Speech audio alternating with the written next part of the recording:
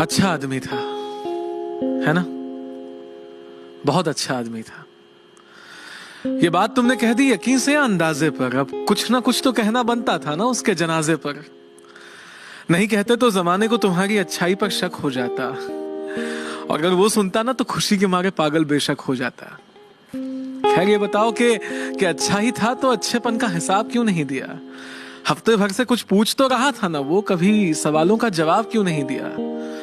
वो जब पूछता कि मेरी जिंदगी में गमों के सिवा कुछ बाकी रहेगा या नहीं, और तुम हंसकर कह देते कि यार तू इसके सिवा कुछ और कहेगा या नहीं। काश के हंसी ठहाके के सिलसिले को तोड़कर देखा होता। काश के जितने बार उसे अलविदा कहा उसी रास्ते पर रुक कर पीछे मुड़कर देखा होता, तो जानते कि तुमसे मिलने के बाद वो कभी घर नहीं गया था। उसके चेहरे से नाराजगी का असर नहीं गया था। वहीं पेड़ के सहारे सड़क के किनारे बैठ जाया करता था, आते जाते मुसाफिरों से रूठ जाया करता था। तुम जानते थे ना कि वो हम सब से कुछ दिनों से बड़ा अलग अलग सा, दूर सा रहता था।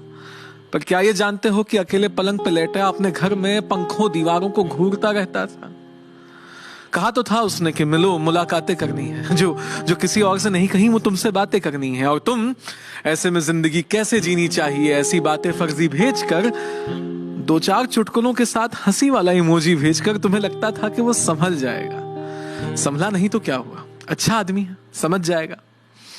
पर वो तुम्हारी चीजों को पढ़कर सोचता था कि एक मेरे पास ही हंसने की हसरत क्यों नहीं है, एक जिंदगी में मेरे सिवा ही किसी को मेरी जरूरत क्यों नहीं है? जरूरत है। काश के उसे एहसास दिला दिया होता, काश के उसे एहसास दिला दिया होता, बिना वजह गले लगाकर पास बिठा लिया होता।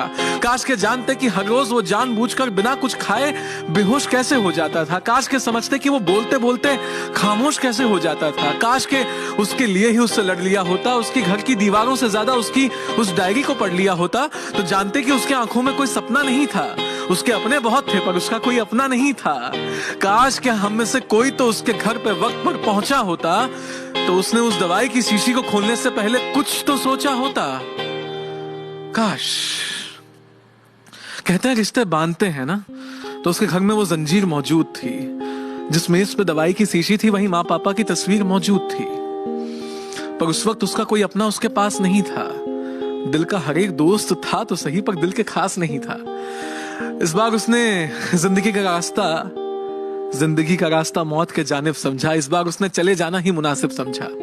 जाते जाते जिंदगी से सीखता गया। वो अपने आखिरी खत में लिखता गया वो कि मेरी मन मर्जी है कि मेरे दोस्तों को इसमें शामिल मत करना, वहां जाकर परेशान हो जाऊं, इतना काबिल मत करना।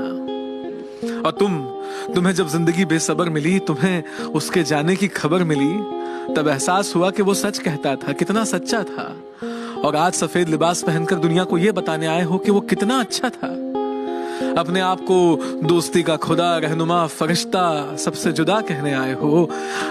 जब तक वो था तब तक तो मिले नहीं, आज आखिरी अलविदा कहने आए हो। खैर, जब वक्त की परतों से लम्हों की धूल हटाओगे, जब उसके कब्र पे फूल चढ़ाने जाओगे, तो थोड़ी सी बेअदब सी, अजब सी, लेकिन नाराज आएगी।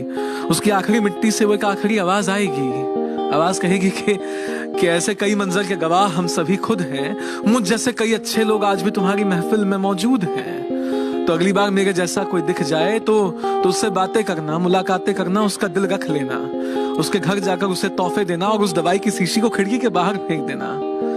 तब शायद वो जिंदगी जीने का हौसला कर सके, तब शायद वो खुश रहने का फैसला कर सके, तब शायद तुमसे नेकी का काम हो जाए, उसकी दोस्तों की पहली लिस्ट में तुम्हारा नाम हो जाए। ये बातें हम सब जानते हैं, सबको पता है। बस आज कहना लाजमी था, ताकि तुम्हें किसी के घर जाकर सफेद लिबास पहनकर ये ना कहना पड़े कि वो अच्छा आदमी था।